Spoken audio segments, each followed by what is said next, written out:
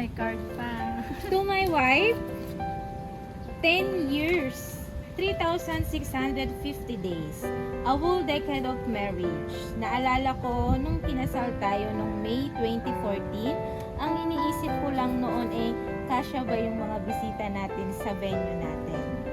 Baka kakapusin yung pagkain. Hehe. Pero ang saya.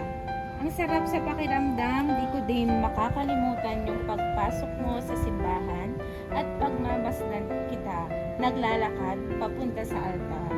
Madami tayong napakasaya at na-touch sa love story natin. 10 taon na tayong kasal, we have love, pride, grown, fought. We have built a family, a home over these years and maintained our sanity and our marriage through it all. Dami nating napagdadaanan, madami pa tayong pagdadaanan. Pero wala na siguro na hindi natin kakayanin.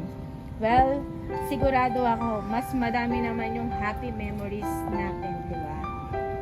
Yung mga road trip natin, mga tawanan. Ay, sarap sa piling balikan.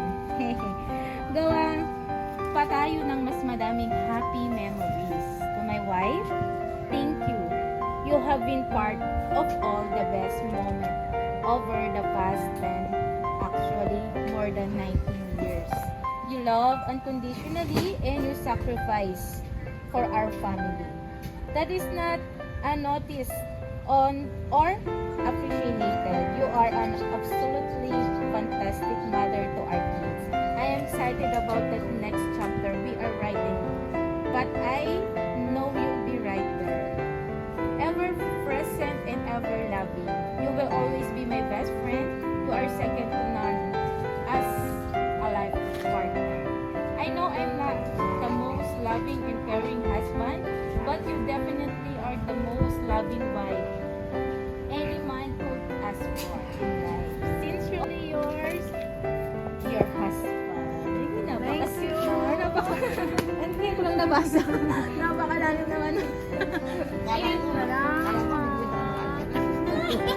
Ayan ma'am, napakasit ng message ni sir. Baka po meron po kayong gustong sabihin naman po para sa kanya. Ayun.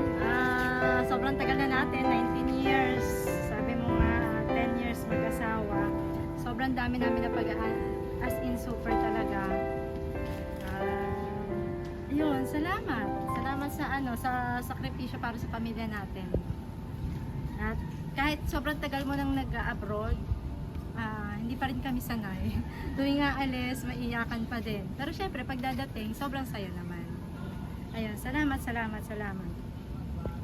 Thank you.